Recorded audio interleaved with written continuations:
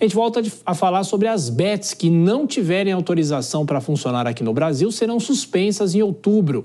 Com a regulação do setor, que começa em janeiro, as empresas deverão pagar 30 milhões de reais. E o nosso entrevistado agora é o advogado especialista em direito eleitoral, Guilherme Dolabella. Tudo bem, doutor? Como vai? Boa noite, muito obrigado mais uma vez pela atenção conosco.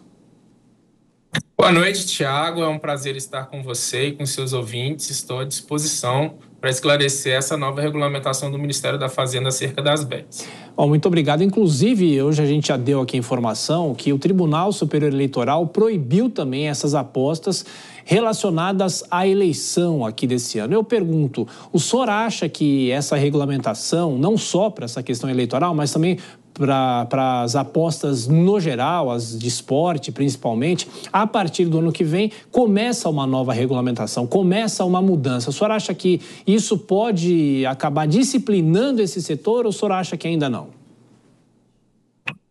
Thiago, com certeza. Eu acho que essa regulamentação realizada pelo Ministério da Fazenda, ela era necessária, porque apesar da legislação específica em relação às operadoras de apostas por cota fixa, ela ser de dezembro de 2023, faltava uma atuação mais enérgica do Ministério da Fazenda em relação ao desenvolvimento dessas apostas esportivas no âmbito nacional. De início, é importante destacar que desde 2023 há essa possibilidade de desenvolvimento da atividade de apostas esportivas por cota fixa no Brasil, mas a regulamentação do Ministério da Fazenda se deu em maio de 2024 e desde então não se houve uma atuação mais efetiva em relação à autorização dessas empresas para operarem no Brasil. E o Ministério da Fazenda, diante inclusive de situações relacionadas à prática de ilícitos, se fez necessária essa atuação para trazer uma regulamentação mais clara, inclusive uma autorização formal por parte do governo brasileiro em relação ao desenvolvimento dessas atividades no Brasil. Sim. Em relação ao Tribunal Superior Eleitoral e a realização de apostas em relação ao resultado das eleições, foi uma medida necessária para esclarecer o público em relação a esse contexto, porque, de fato, a legislação não autoriza a realização desse tipo de aposta em relação a resultados eleitorais.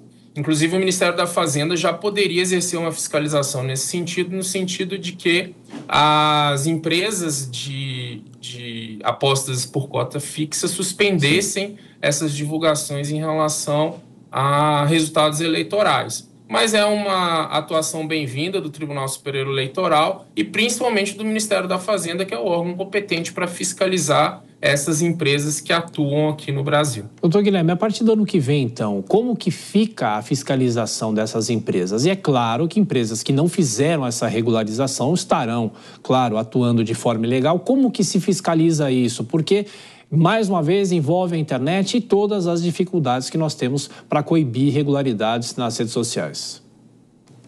Não, exatamente. A portaria de hoje ela trouxe algumas premissas importantes para a atuação do Ministério da Fazenda.